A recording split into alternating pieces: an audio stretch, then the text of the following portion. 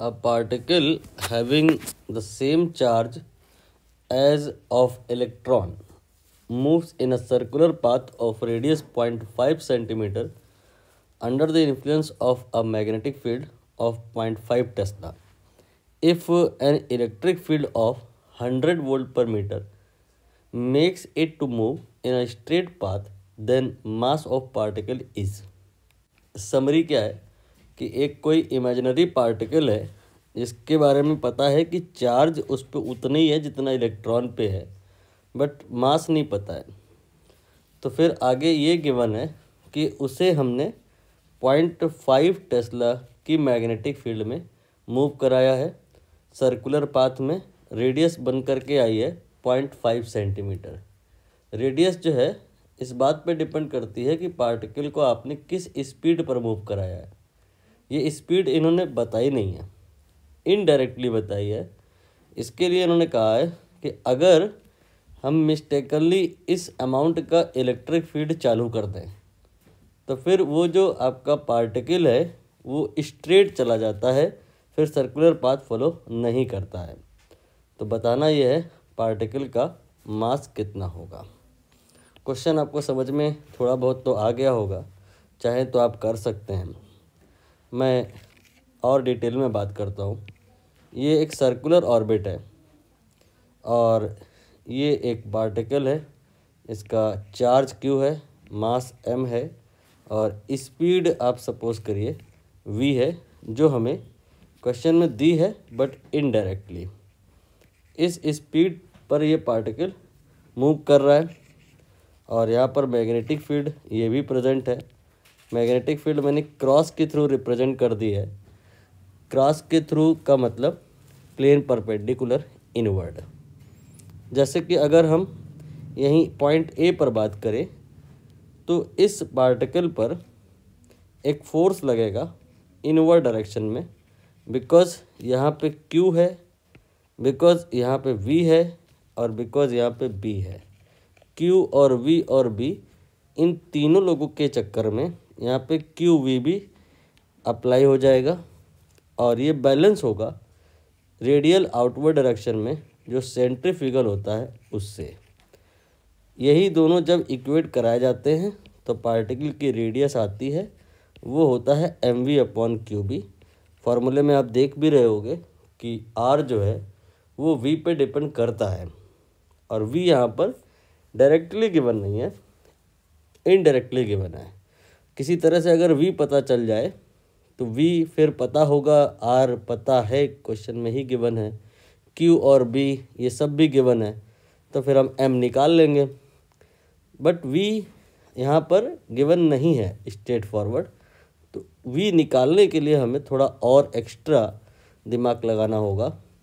कहा गया है प्रश्न में कि अगर हम किसी मोमेंट पे इलेक्ट्रिक फील्ड भी चालू कर दें इतनी मात्रा का, तो पार्टिकल फिर सर्कल में नहीं स्ट्रेट चला जाता है।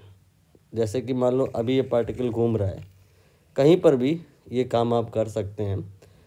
मान लेते हैं वापस जब आप ए पर पहुँचे, दैट टाइम कोई एक इंस्टेंट आपने लिया और वहाँ पे फील्ड स्विच ऑन किया तो इलेक्ट्रिक फील्ड भी आ गई। Q है और इलेक्ट्रिक फील्ड यानी कि E दोनों है, तो Q और E दोनों होने के चक्कर में QE आएगा, यानी कि इलेक्ट्रिक फोर्स आएगा। और अगर इलेक्ट्रिक फोर्स ऐसा हुआ कि गलती से वो QVB के बराबर हो गया तो QVB QE के बराबर हो जाएगा, तो mv²/r की ज़रूरत ही नहीं रह जाएगी, यानी कि सेंट्रीफ्यूगल फोर्स ख़त्म हो जाएगा, यानी कि रोटेशन अब यहाँ पर ख़त्म हो जाएगा, फोर्स बैलेंस हो जाएगा, एक्सेलेरेशन 0 हो जाएगा और पार्टिकल का जितना ये स्पीड है ये उतनी ही स्पीड में फिर सीधा चलता चला जाएगा, लाइक दिस। क्लियर हुआ? तो जब ये होगा उस परिस्थिति में कौन से दो लोग बराबर होंगे? Electric force and magnetic force, QE QVB।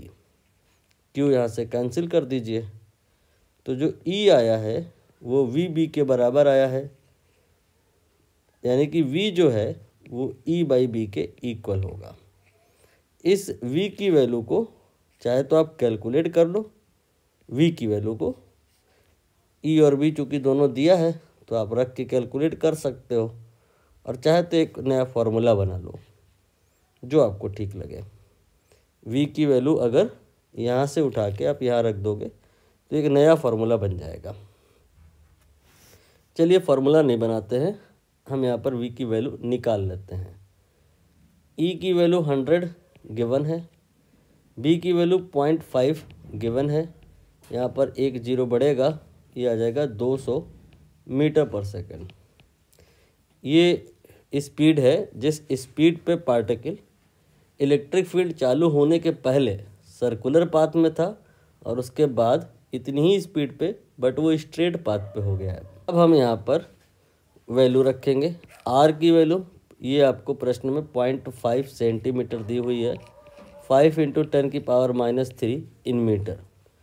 M ये हमें निकालना है, वी ये हमने निकाल लिया है, क्यू ये उतना ही है जितना इलेक्ट्रॉन पे है, एंड बी ये है मैग्नेटिक फील्ड, ये भी प्रश्न में दी हुई है 0.5 के बराबर है।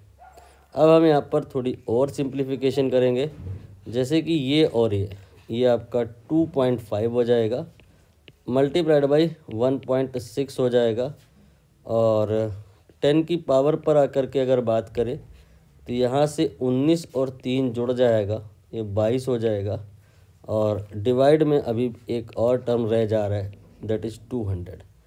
अब हम यहाँ पर 2.5 × 1.6 ये मल्टीप्लाई करेंगे तो ये शायद 4 आ जाएगा, लेट मी चेक आउट।